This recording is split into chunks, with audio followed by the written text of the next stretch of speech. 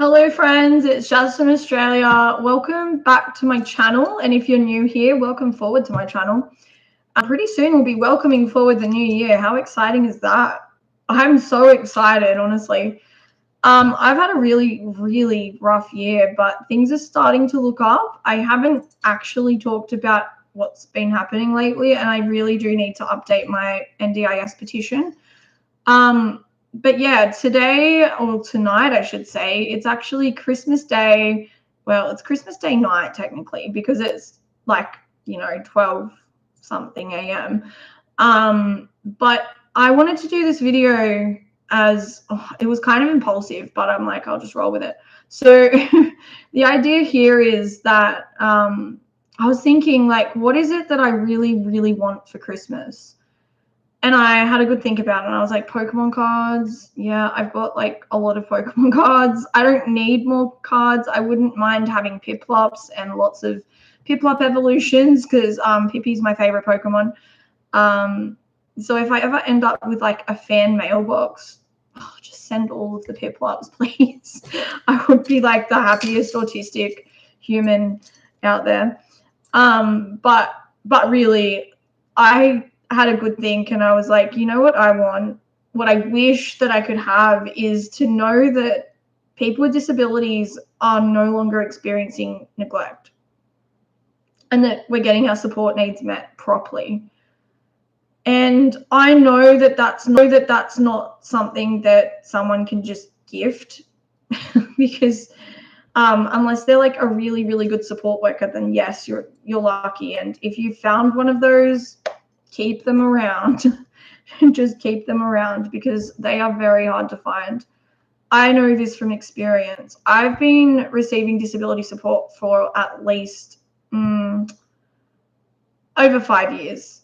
I'd say maybe 6 to 7 years now.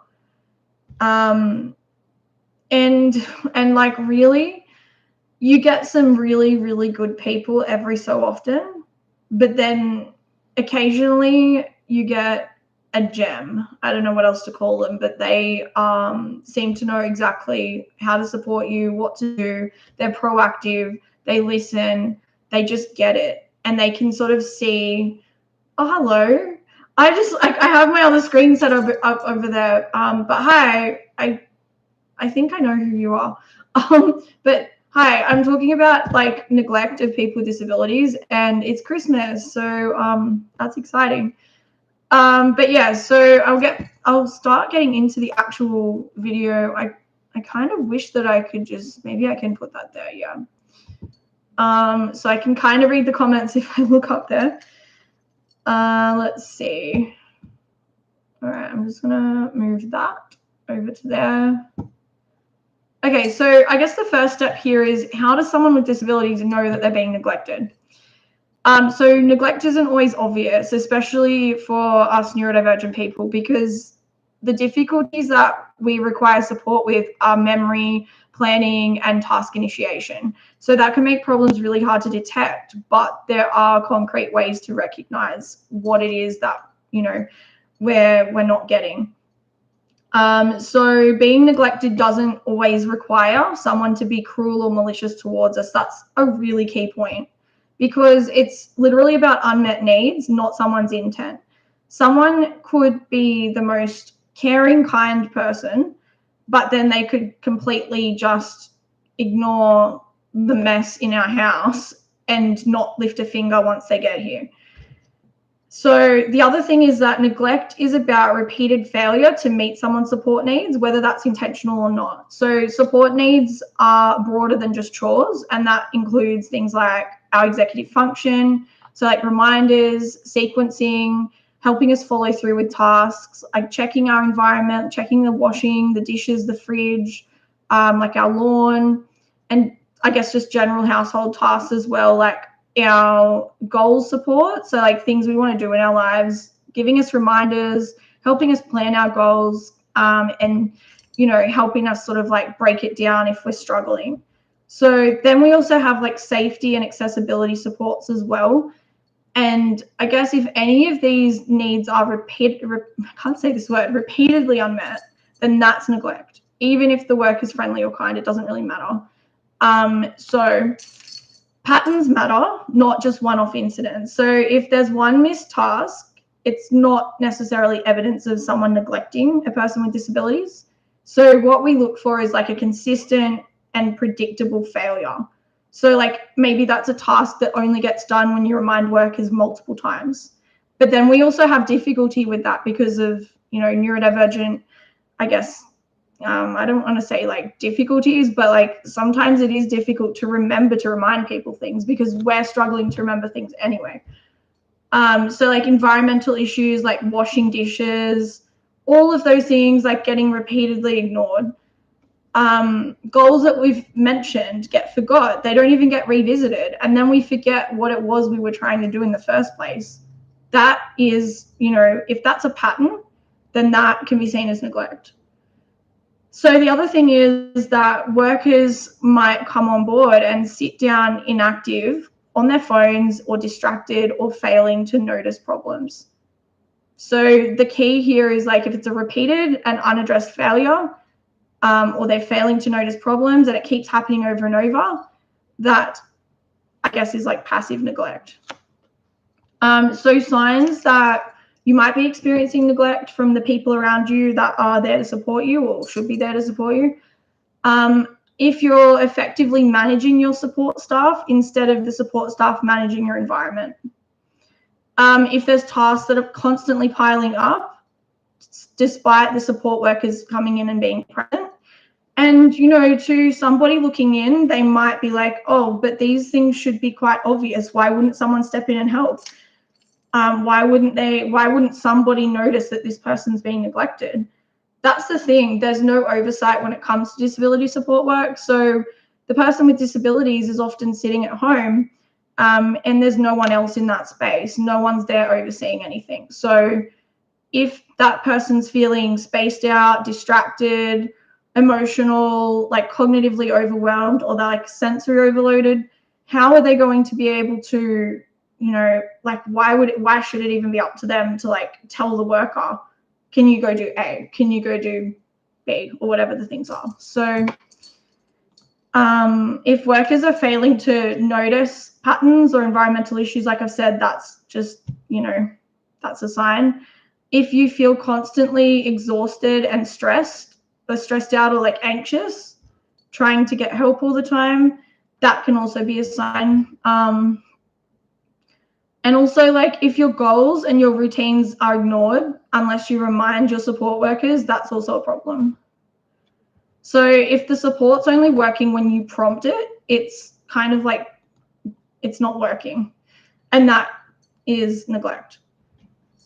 And also like don't think that like if a support worker does one of these things, it may not be neglect. It's like looking at the whole picture as a, the whole thing.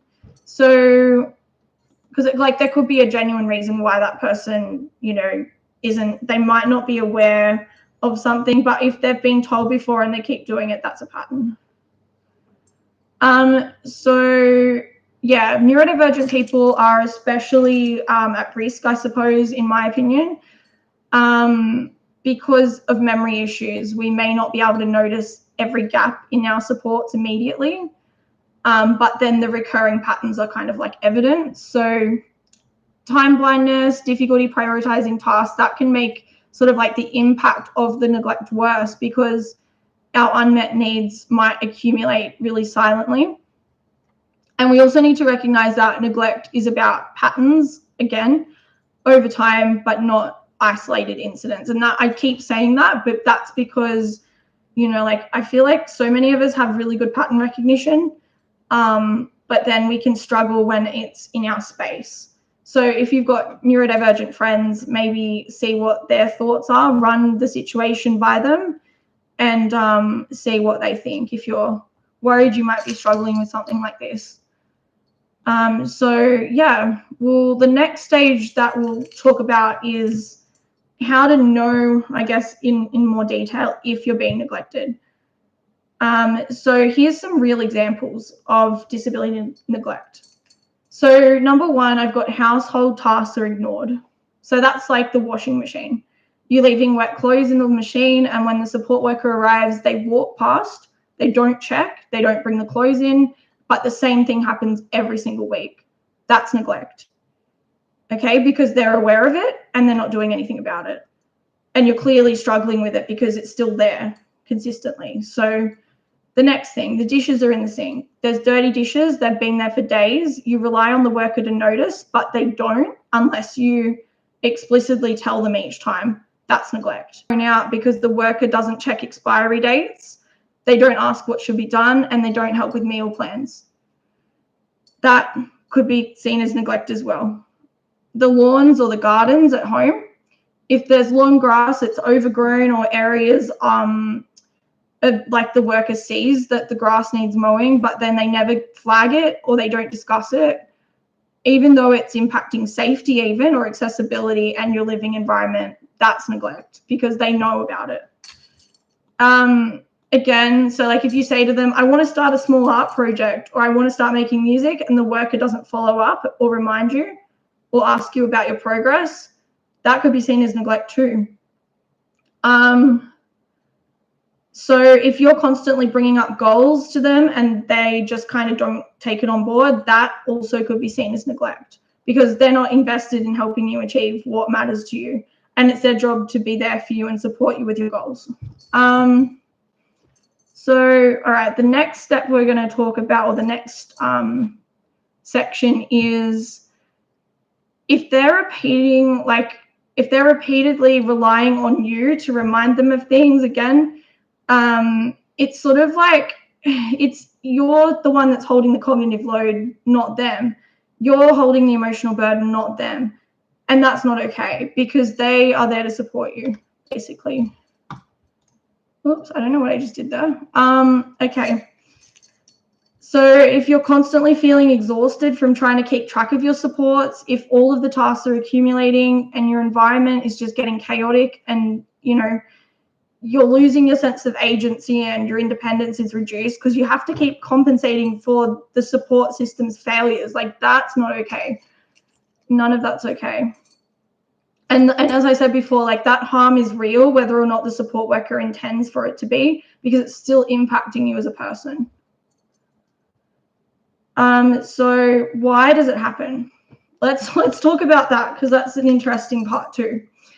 It's like often passive neglect, it's not about intent or malice. It's about like a systemic, issue, or it's about their role or knowledge gaps. So they may not really know what they're doing.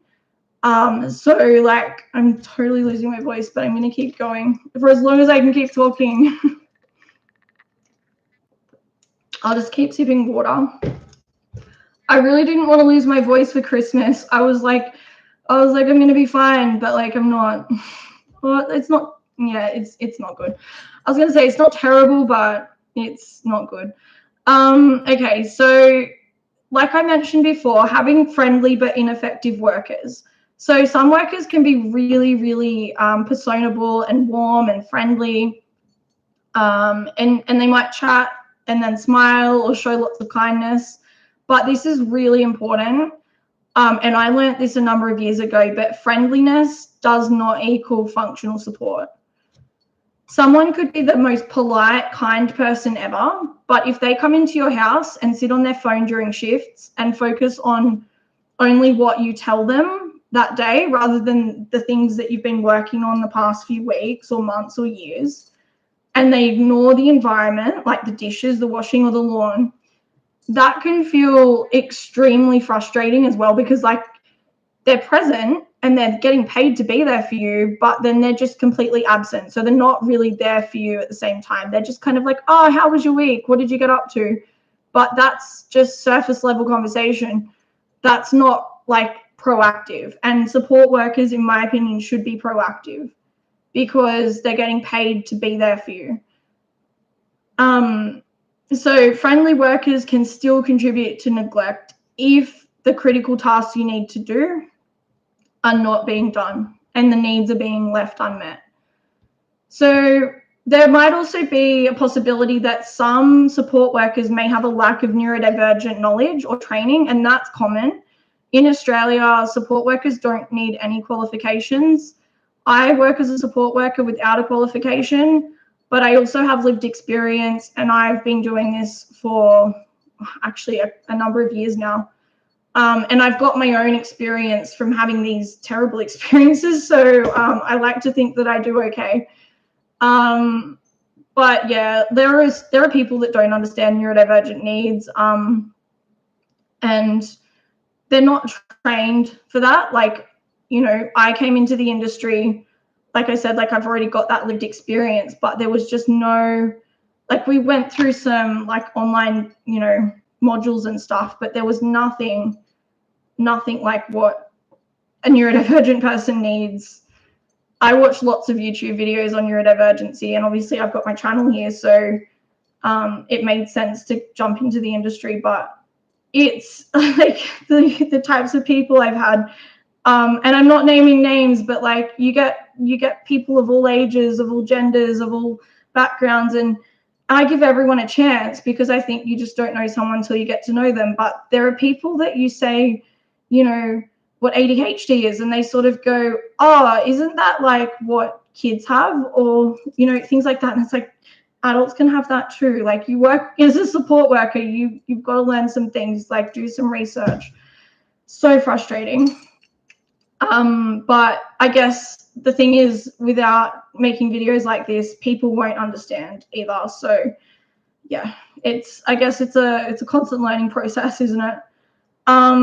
But yeah, so if I guess a worker doesn't know how to recognize executive function needs, like time blindness and difficulty remembering or tracking like multiple tasks at once, you know, like getting distracted and doing a million things at once, which I do all the time, they might just be waiting for the person with disabilities to prompt them and assuming that, you know, the person with disabilities will notice that there's a problem. And they might avoid scanning the environment or asking proactive questions.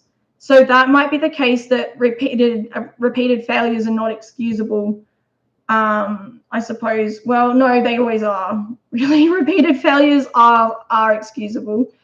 Are not excusable, just because the worker's unaware. I hope I've said that sentence right, but basically, if they keep messing up, if they keep doing the wrong thing, then, you know, they can't just keep saying, oh, I didn't know, because it's still neglect. It doesn't matter about their intent.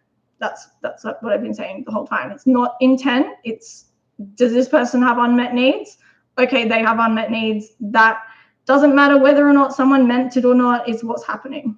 Like, it's really black and white, I guess. Like, you know, is this a rainbow lanyard? Yes, it's rainbow. Okay. I don't want to call it neglect, but you know what I mean? Like, I'm just saying, my lanyard is not neglect. It's actually really helpful because I don't lose my keys. And I tend to lose my keys. But yeah, okay, so I guess as well, we go into like the fact that support roles are often really vaguely defined. So workers don't always know boundaries. And there might be policies in place that emphasize, like, don't overstep around this person, wait for direction. And that can kind of unintentionally produce neglect because, you know, they're waiting, but then the neurodivergent person's like, oh, I don't really know what to say here. Like, I don't know how to respond. And they might feel like they need more of the burden taken off them of trying to keep up with everything. But the thing is, if the policies in place say don't overstep, wait for direction, then the person's just going to be, you know, left without the support they need because no one's stepping in to help. It really does come down to talking to people and finding out what their support needs are and learning to work with their brains, coming up with a plan and a strategy to help them succeed. That's what I'm all about anyway. And I mean, like, so many people in my life, like through being in online communities, have supported me to, you know, be the person I am and to make these videos and stuff. And I am just really grateful for that because it's really nice being on the other side of, I guess, where I've been before, which was that I didn't have anyone supporting me and I had to, like, you know, fight for my own survival and mask like crazy and try and work out my brain. And, you know, I think community is really important. So never underestimate the value of a good community because Support can be life-changing. And if you're in a country or in a part of the world, wherever you are, and you don't have supports like we do in Australia, that's okay, because you might have family, you might have friends, you might have, there might be even, charities or organizations that you could reach out to that might provide, home care or support and things like that. I don't know. You'd have to do research in your area, but I hope there is, because it's a very valuable service. So, okay. I'm losing my voice, but I'm going to keep going. Okay. All I want for Christmas now is, well, on top of the fact that I really want there to be less harm towards people with disabilities, I just want my voice back. I just want to feel like it's not going to disappear completely. Okay. So we've gone through all of that, and honestly, the impact on someone with disabilities when their support needs aren't being met, it can cause stress, anxiety, and burnout. And burnout can take days, months, years to recover from. It's horrible, honestly. And a lot of autistic people push through it because they have no choice. A lot of ADHDers, would probably do the same thing, because life doesn't stop. Just because our brains and bodies stop, we've still got to pay rent, we've still got to pay for food, we've still got to survive. There's, things like that. So, the emotional impact on the client, burnout is such a complicated, messy, exhausting, and just, I don't know, it's just a horrible experience. So we want to avoid that. We just want to avoid that if we can. But yeah, these are real harms that can happen to people with disability. Burnout's, I think, the worst, or sensory overload. Being nonverbal, cognitive overwhelm, all of those things are, even a meltdown. They're all things that can happen as a result of not having support needs met. And that will increase need for support, which, if you're in Australia and you're getting the National Disability Insurance Scheme paying for your supports, that's the government, the Australian government, then the support needs are just going to increase. And the government currently, currently isn't the right word, because they're always trying to save money, but they are, I'm hearing stories about people's funding getting cut just for no reason. And it's not okay, because burnout's going to happen, and then there's no supports, there's no funding, no one can actually come out. It costs a certain amount of money per hour to have a support worker with you. If you don't have the budget for it, if they haven't funded you, you can't have the support. But that's a whole different story, so we'll get into that another time. I'm going to keep going. I don't want to lose my voice, but I want to keep going. I need some motivation. Can anyone comment? I need some kind of motivation to just keep going. Do the thing. I'm looking at the chat. I can see a wave. Hi. Oh, and you've got a little 1 next to your name. Does that mean you're a top fan? I guess you're a top fan, Adam. Go, Adam. Oh, drink the water. That's so valid. I'm going to drink the water. Look how quick I'm drinking the water. Okay, water's good. It's slightly helping. I should have some honey tea later, maybe. That would be good. Okay, so stage 3, step 3, whatever we want to call it. So proactive steps and neurodivergent awareness around neglect. These are things that we're going to talk about, what we can do to try and prevent neglect from happening, because that's so important. Okay, so ultimately neglect is still going to be the responsibility of the support team. And there's strategies that neurodivergent and ADHD people can use to improve the likelihood that their needs are going to be met. And that stage also acknowledges there's, a challenge when it comes to noticing that something's wrong and not being able to name what it is.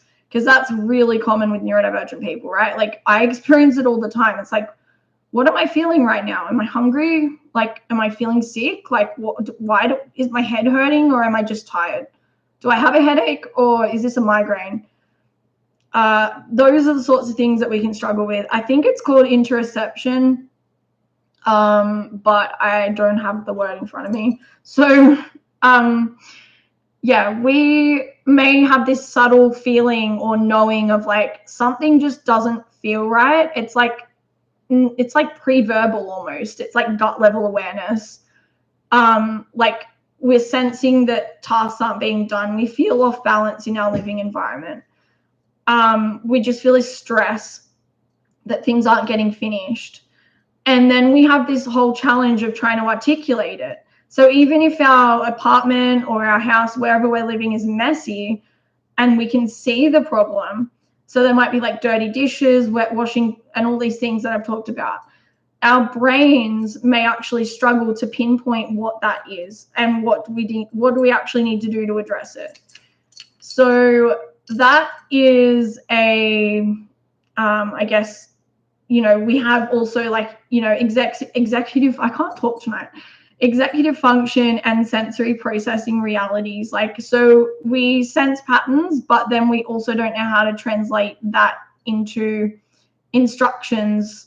And that can be really exhausting for our brains. Like our mental cognitive load can just be so tired from that. It's like, for me, the way that I experience and see that is that I look around at the mess and I go, like, I just think to myself, this is a lot. Like, that's usually my thought. I just stare at it. I'm like, this is a lot. There is so much here to do. Like, how do I do it? And sometimes I have a support worker over and then I sort of go, like, they're like, well, what did you want to do today? And like, it's like, it's all here. Like, can you just help do the things that are here? Like, there's stuff all over the floor. I haven't taken the rubbish out. Like, there's things that need to be done. But they say, what do you want to do today? Sometimes my brain thinks, oh, I want to go out and like go shopping. And then we go out and we go shopping and they avoid the tasks and the tasks don't get done. I think a helpful support worker would be like, okay, well, let's have a look at your budget. Like, do you need help with your budget? Or is that a personal thing you don't want to share? Find out, ask questions. So many other things that could be done to support someone rather than just avoiding and taking them out to do other things. Because then, if there's impulsivity and obviously this person's kind of like avoiding, like I'm just imagining that it's someone else now, but like if someone's avoiding cleaning because they're overwhelmed and their house or wherever they're living is like a mess and they just want to go out and go shopping, like, yes, it's their choice. And yes, they have, the capacity or if they have the capacity. Some people, I guess, might have their finances managed, but that's a whole different situation here. We're not going into that. I don't know enough about that to talk about that, so I'm not going to. But yeah, I guess it's more like, the support worker could identify, okay, this person's feeling impulsive. They want to go shopping. Let's just hit pause and help them work out if there's a comment. But like, yeah, just work out if they want to actually spend the money kind of thing. So maybe help the care worker staff I'm just reading comments. A single page of needs, things to check hourly, daily, weekly, monthly, etc. That makes sense, actually, yeah. So that's something that I'm going to get into as well. That was on my list of things. I'm really glad you said that, though. That's good. And I think what you've said, Adam, about like checking hourly, weekly, monthly and stuff is really important because checklists won't be valid just for the one day. Like there's going to be like, the rubbish gets taken out once a week. So you have to write down what day that's going to happen because you don't want to be checking that every day when it's like once a week. Draft a single page of needs. Yeah. I've already read that. I've read that twice. Welcome to ADHD, right here, live with Jazz from Australia. It's Christmas and I'm feeling like I'm just losing my voice. Yeah. Okay. It's getting quite late and I have to be up in the morning because I am going to see my mom and my brother, and then I'm going to do a support shift with somebody. This really awesome autistic guy who's basically said that I should do a shout out to their channel, but I'm like, I have confidentiality and privacy. I can't do that. Sorry.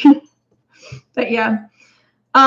Yeah, I'm really looking forward to that. We're going to watch a movie together, so that will be really good. And I'm going to help tidy up their house space area. But yeah, so let's see. What's the next thing that we're going to chat about? I will keep sipping water. Thank you also for reminding me that before, Adam, because I don't want to lose my voice. I keep saying that.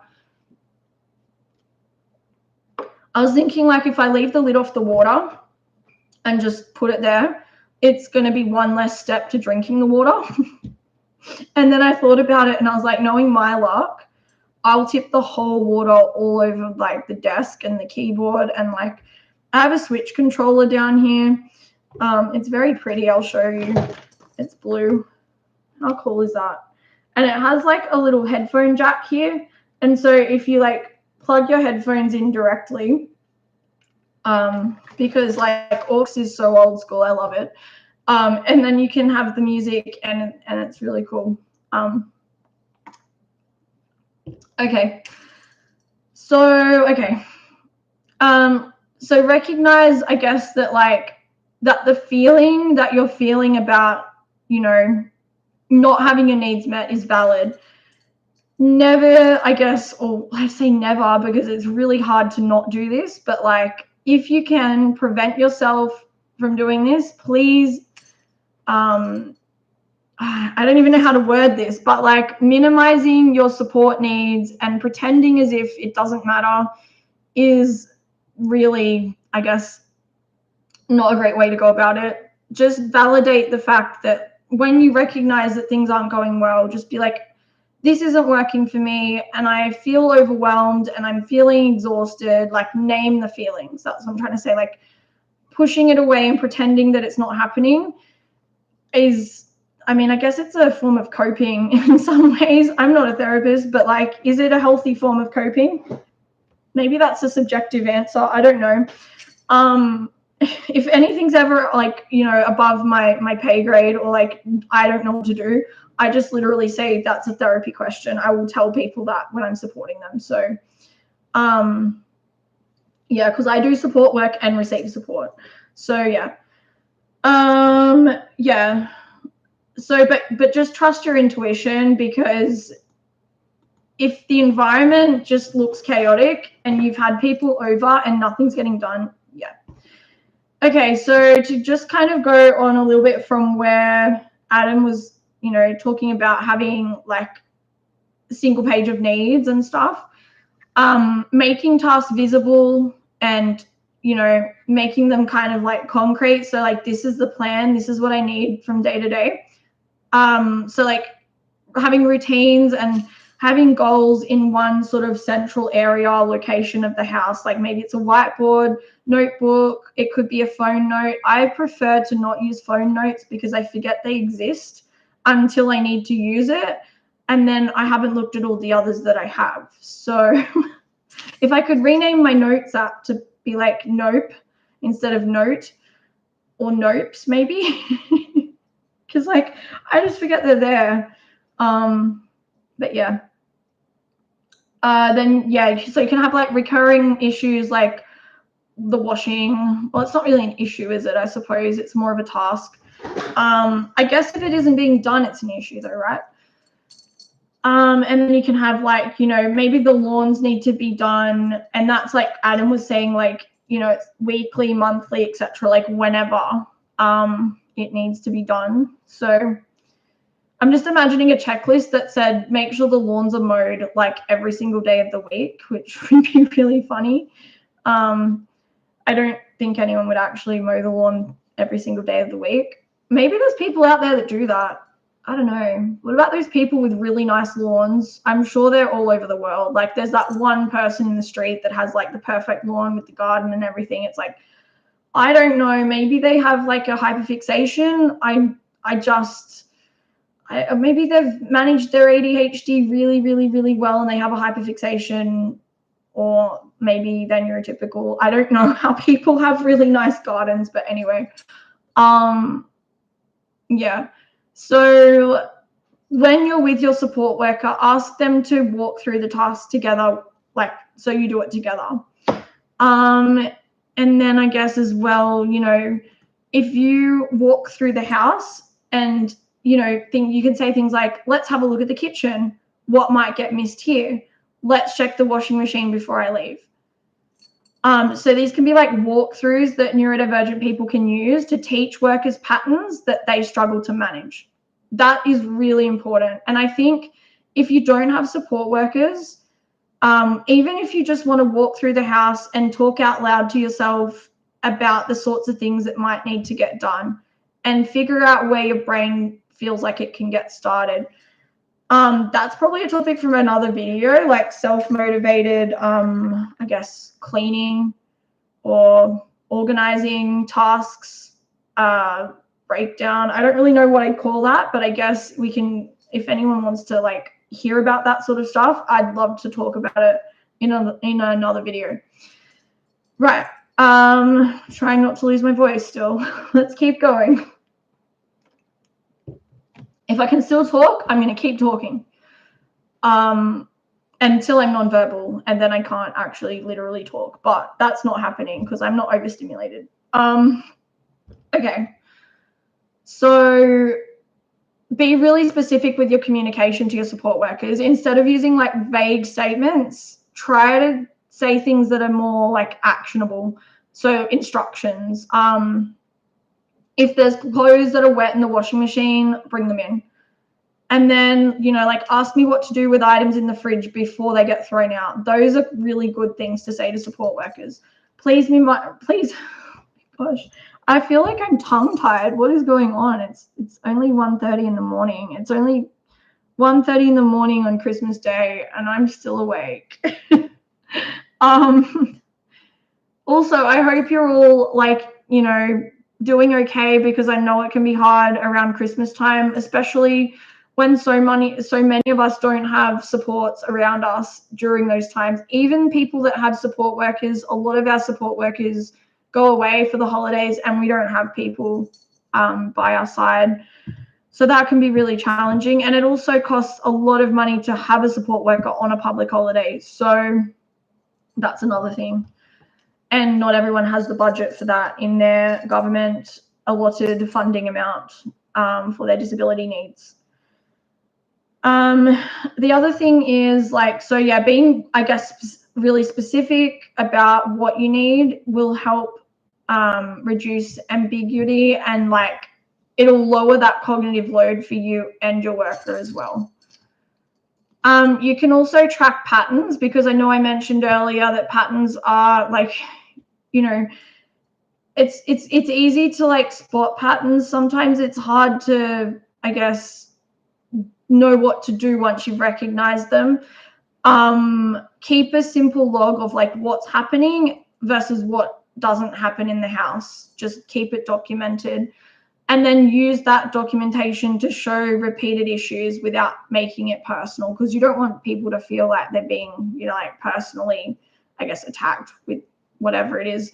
But that helps to name what the pattern is, and that can make the feeling I was talking about before of like something isn't right feel a bit more, I guess, understandable. Like you can sort of, I don't know, have more understanding of what that something isn't right feeling is.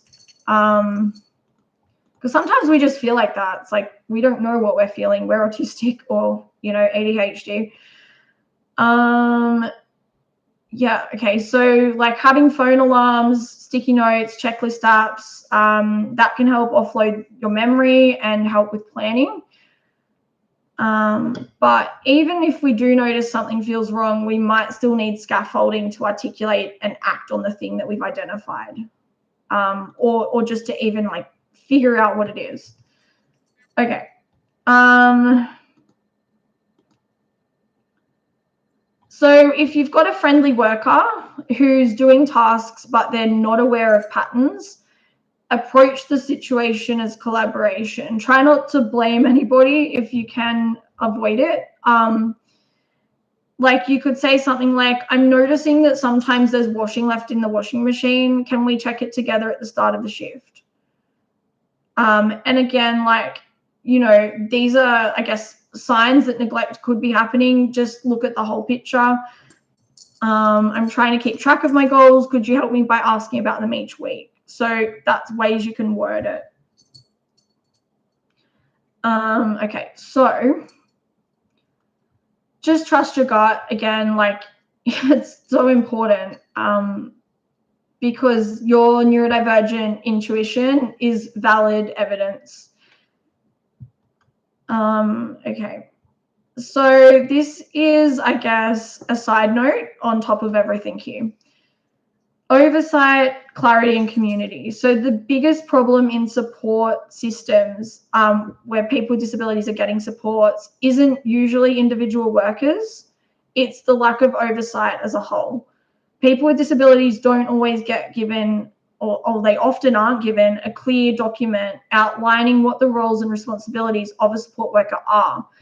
That's a huge problem. I absolutely hate that this is even an issue, because if you don't know what the role of a support worker is and they come to your house to help you, or they take you out into the community to help you, how do you know they're doing their job?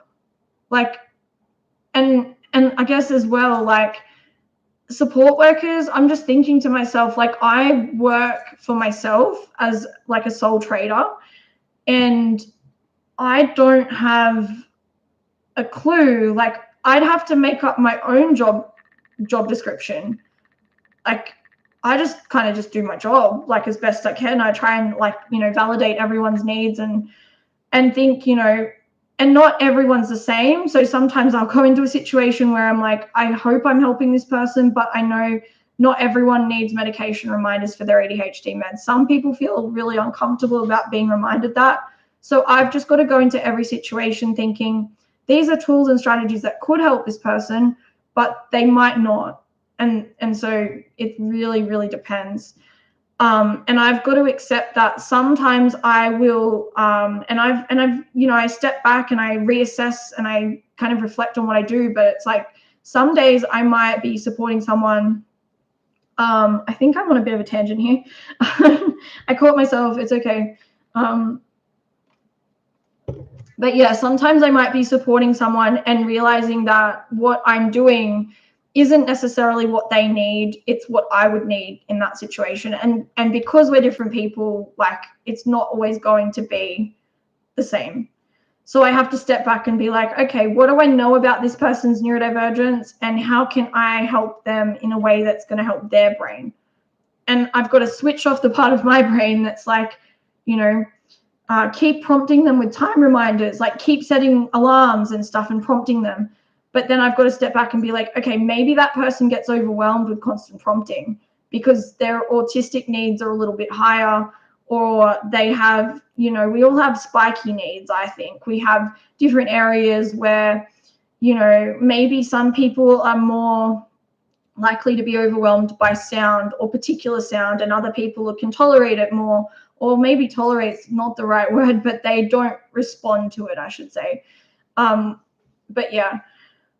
Okay, so let's see.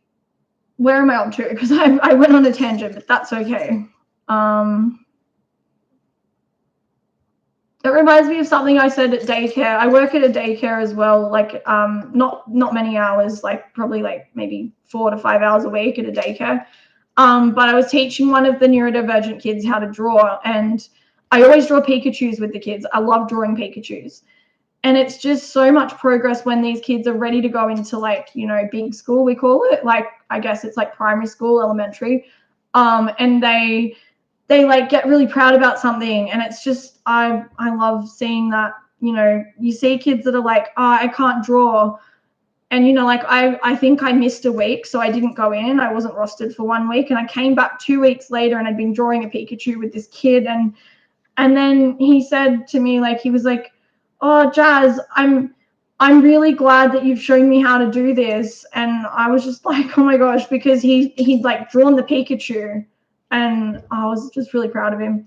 But he made a little mistake, and he didn't even say anything about it. And then another child made a mistake, and then he said to the other child, who was really upset, before I could even say anything to support the upset child, he said, it's okay, because mistakes mean that we can get better next time. And then he looked at me, and I was like, oh, he remembers, because that's a conversation I had with him like 2 weeks before. And I was just like, that's exactly right. Any mistake we make is like, I guess, a chance for us to do better next time. It's not like, it's not something we should feel terrible about. It's an opportunity to try again better. Mistakes are opportunities. That reframing, that cognitive reframing has like changed my outlook when I remember it. When I don't remember it, that's a different story. But yeah, when I remember it, it's helpful. Okay, I'm starting to get tired. I probably look like I'm getting tired. I need to just like stay awake. Okay. For anyone that's here and they're waking up, like, good morning. I hope that your Christmas Eve morning, I think, is a good one. I had a really good Christmas Eve. A really, really good Christmas Eve. I got to see the little autistic boy that I support and gave him lots of presents, and that was great. And I got some gifts as well. I can actually show one of the things I got. I don't know where I put it though. Maybe it's here. I got given this shirt. I don't know if it's going to be coming up the right way, but I got this shirt from the little boy's mum, and thank you so much. Honestly, I love this. It's so me, like, honestly. It's really big and comfy as well. If it came up the opposite way, it says Overstimulated Club, but yeah, absolutely love it. I'm not always overstimulated, but I can be. Okay, back on track. Look at this effective redirection. I'm probably gonna have to wrap this up soon, but I do wanna finish this. So thank you for everyone that's watched and that's still watching. I really appreciate the view, like just the support in general, because this stuff's really, really always been like disability advocacy and support and all these things. I've always felt like really strongly about this stuff. And I want to push this channel in so many incredible ways in the new year. Like, I can't wait. And I'm going to make a huge documentary. Oh my gosh. Okay, I've said it in a live stream. I can't go back now. I can't take this back. Like, it's said now. You guys are like my witnesses. Yeah, that's a lot of pressure. Maybe I should try and make this big video. I don't want to commit to it, but I guess if there's enough people interested about it, then basically it's going to talk about it's going to be really hard, this video, because it'll be about all the struggles that I've gone through dealing with the system, dealing with like really, inadequate disability supports and not having the right housing environment to meet my disability needs. And that's something I want to work on next year. But yeah, thank you guys for watching this. Like, I just can't wait to make more content. And yeah, yeah, okay. All right, so what does good support look like? That's what we're up to. This is a really good topic. And we'll also talk about next steps. So good support is proactive, it's consistent, and it's responsive. It's not just someone that's friendly and present.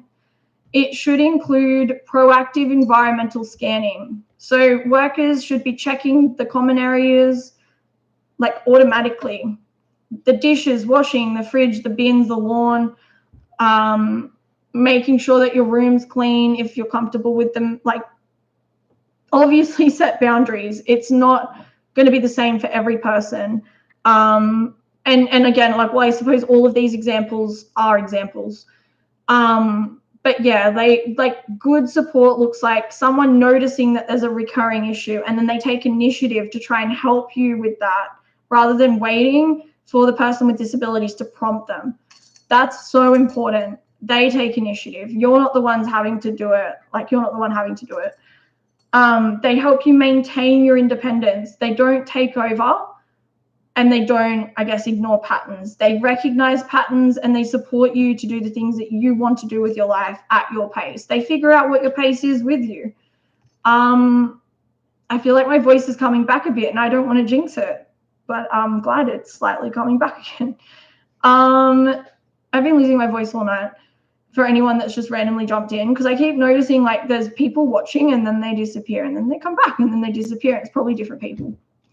But hi, anyway. So like, workers that ask you about your goals, and they help plan the steps out, and they remind you that your goals exist. That's so important. They remind you, I guess, of information and things that you've said that's important to you, and they bring it up each time they're with you. Those are really good signs that somebody is invested in supporting you. Because when you think about it, as a person with disabilities, you're letting strangers who are, initially strangers, into your house, into your life, into all the intimate parts of your life. You need to be able to trust those people, and you need to be able to know that they have your best interests at heart, because they are, you're giving them so much, I guess, like, so much, I don't even know the word for it. I'm sure that you guys know what I mean, but like, they are in your life. So, and you've only got one life, right? So yeah, it's a big deal. And if those people don't align with what your support needs are, then that's going to make that challenging, right? Like, that's going to cause a lot of barriers. So good support workers will have really clear communication. And I say that, like, it can be difficult. Like, if a support worker is neurodivergent, clear communication can be challenging. But the thing is, I think, and like I was saying earlier, that intent matters. Well, I guess no, intent doesn't matter when it's relating to neglect. I would personally look at communication under a different lens if my support workers are neurodivergent, because that could be part of their disability, right? If they're struggling to communicate and they're struggling to maybe understand what it is that you're asking for, that could be due to their disability. So there is, I guess, that as well. We need to take that into account and keep that in mind. But yeah, they will, I guess, a good support worker that's neurodivergent will express that they might say, like, I can struggle with these sorts of like types of communication, but if you maybe write down things, that could help me. Like, the support worker can still ask for accommodations, I guess, as long as the person with disabilities, I guess, doesn't maybe, I don't know. This is a really interesting topic, actually, because I'm thinking, like, would a person with disabilities need support to communicate with another person that has disabilities that says support worker? We're getting into really confusing territory here. But I think the idea is that, you try to communicate as best you can and find ways where you can both get your needs across. Like, the support worker might say, I'm happy to do the vacuuming, but the noise is really loud, so I just need to put my earbuds in while I do it. Is that okay? And then the person with disabilities, has that understanding of why they need that accommodation. That, I think, is fair. And I'm noticing, being a support worker, so many people with disabilities that I support, once I tell them about my disabilities and then they go, oh, I relate, it's so much better, because I don't feel like I have to mask as much. In the beginning, when I started out, I worried personally. I was like, oh, what if they think I can't do the job because of my disabilities? Like, what if they think I'm not able to do it? But I've really found that wasn't the case. Like, there's been a couple of instances where my, I guess, capacity was questioned by, like, parents, I suppose. No one I'm currently working with, though. And those jobs were very quickly, I wasn't there for very long because it just wasn't a good fit. But I'm really lucky where I'm working right now. Like, I'm really, really lucky to be working with the amazing families and people that I support. So, all right, let's keep going because I'm distracted. Thanks for watching as well. Again, like, it's really nice that there's people here. I feel less alone when people are watching. I don't know, it's nice. It's just like, oh, someone's taking their time out of their day to like watch this stream. That's nice. I hope that this is helping as well, like with, I guess, explaining what to look for and how neglect can occur. This is not even like, we haven't even, there's so many other types of neglect, but this sort of neglect I've noticed goes, I guess, under the radar a lot because I guess it's like they're the gaps where our neurodivergence sort of, we don't notice things, right? We struggle to pay attention sometimes and put things into words and things. That's why I'm talking about this stuff. Okay. All right. A good support worker will have awareness of neurodivergent needs. So they would be trained or at least open to learn about executive function challenges, time blindness, and memory attention differences. So a good worker would even recognize when you feel something's not working, that's valid, even if you don't know how to articulate it. They would be there trying to support you to understand, like, why do you feel this isn't working? How can we work around that? What can we do to support you?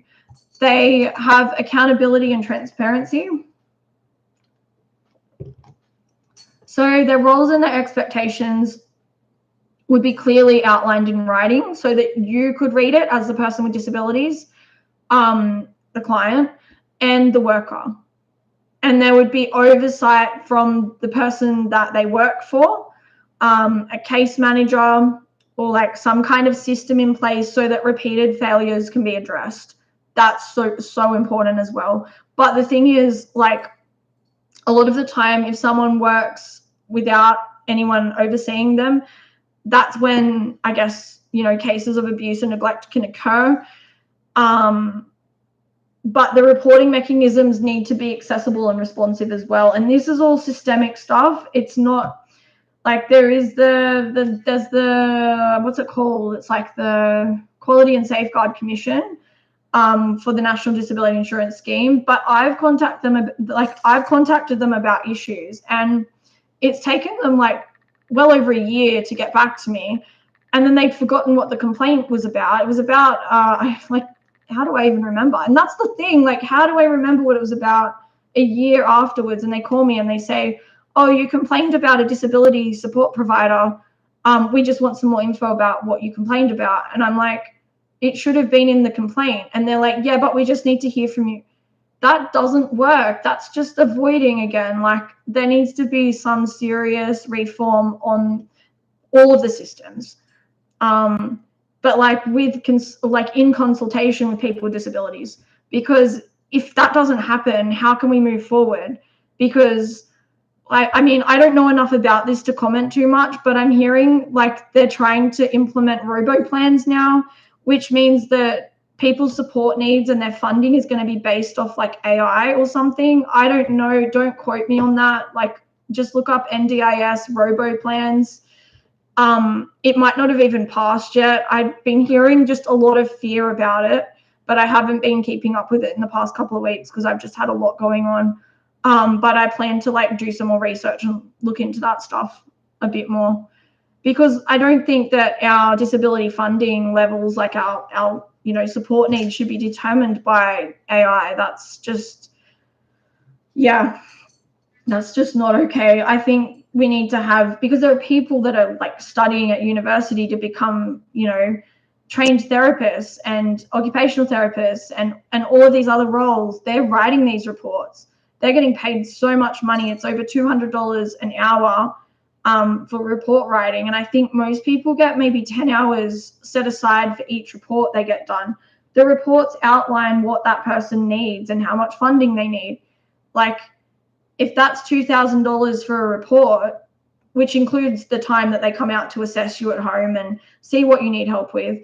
If that plan, or sorry, if that report that costs $2,000 is just getting looked at by AI, well, that's just undermining people's like qualifications, their university level degrees. Like, that makes absolutely no sense. It's so frustrating. But yeah, I guess report where you can, and just, this is from me personally, like, report, and if things are bad, like, I guess even, I suppose you can like contact the police as well, like contact places that can assist you. Disability advocacy organizations are fantastic. They can help you understand what your rights are. They can help you to communicate to providers, and help you to find other supports. They are absolutely a great resource, and they're independent of the National Disability Insurance Scheme in Australia, so they're not connected to them. They're completely separate. So if I guess if it keeps happening and you're noticing that you're struggling, and something in your body's like, yeah, something's not right. Like, if you related to any of this, and you're thinking like, oh, maybe my support worker's just not right for me. Because the thing is, like, I guess I'm sort of wrapping this up now, but like, neglect doesn't always look dramatic. Like, sometimes it looks like things that are being just quietly ignored again and again, and then you feel like you're carrying the whole weight of your own support, and you deserve way better than that. Like, it's okay to report behavior that's not working.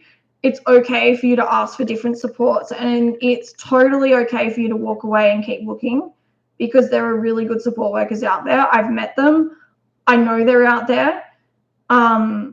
And I think, talk to other people with disabilities and share notes. Keep writing logs. If things aren't going well, keep a log and keep it somewhere safe. I would even say keep a log online and keep a log in paper format and store it somewhere where it's very safe.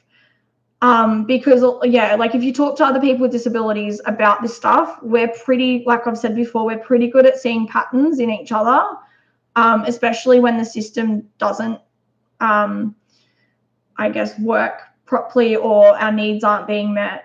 We seem to be able to, I've noticed this myself, but like, I can notice when someone else is struggling in different ways than they've noticed themselves. And I can say, I'm noticing this. And then I've noticed someone will say, oh, yeah, I guess you're right. Like, I didn't think of it like that. That's something I've commonly experienced. So in other words, good support should reduce the load of work and the cognitive load. It should never add to it. And if it's not doing that, then the problem isn't you. So yeah, that's pretty much the gist of everything. That's everything that I think I wanted to share. I guess, if this has brought up any memories, or like you're feeling overwhelmed or anything, please reach out to someone that you trust, whether it's your therapist or a friend, someone that you can talk to, maybe a support group online somewhere, wherever it is that you are able to feel safe or can find safety. Also, it's Christmas, and I know, like, I've been mentioning that quite a lot this video. If you're alone for Christmas, please know that, like, there are so many people in this world that are also alone.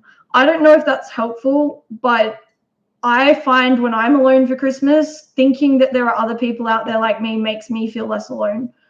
And I've been alone for Christmases, and it's really hard. And I'm not trying to take away from how difficult it can be, because I guess what I'm trying to say is that you're not the only one that's going through it. And I guess as well, try to, I guess, do something kind for yourself and tell yourself that it's okay to be alone, and reach out wherever you can if you need to as well. Just do what you can to get through the day. When I've spent Christmas alone, I've done things I enjoy. I've just sort of treated it as a day off where no one's going to call me because, I mean, I don't have a lot of family. I don't really have a great deal of friends. So I just sort of, I'll get messages from people and stuff. But I sort of think, you know, if I'm not seeing my mom, if I'm not seeing my brother, like I'm just sort of, I'm doing my own thing. Like I get to spend the day doing things I want to do. And that's something that I guess you can do wherever you are in the world right now. Just take care of yourself, listen to yourself, and you know, what does your brain and body need for it to feel like it's regulated, and just do what you think you need for yourself. But yeah, I really, really, really wish that I mean, honestly, like I said at the start, my biggest wish for Christmas is that less people with disabilities are harmed. There is less neglect. There's just more people that are supported. So if you want to help make that wish come true, because even one less person that's being neglected is better than none, right? Please share this video with anyone that you think needs to hear it.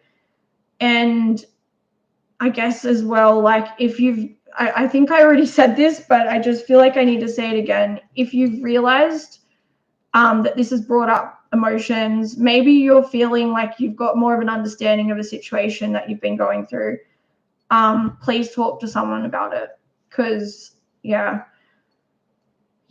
we deserve better. We deserve to have our needs met. And yeah, I guess that's everything. But thank you for sticking around, and I wish you all the very best Christmas ever. And I will see you in the next video. I used to call these episodes. I don't know why, like it was a thing I did. But yeah, episode came because I liked the word eep and I would say it to like everything. And then instead of episode, it became episode, but this is more of a live stream. So anyway, yeah, there's like 3 of you here. Thanks for watching. Bye everyone. I'm going to stop now because I tend to just ramble. It's the ADHD. I'm going to like try and find the button that says end stream. Oh my gosh, I look like I'm falling asleep right now. Wow. Hey, I stayed up. That is dedication right here. I don't know where the button is. Oh, there it is. I didn't do anything. Oh, right. I've got to click the end button. I need a blooper section. This is hilarious. Okay, bye everyone.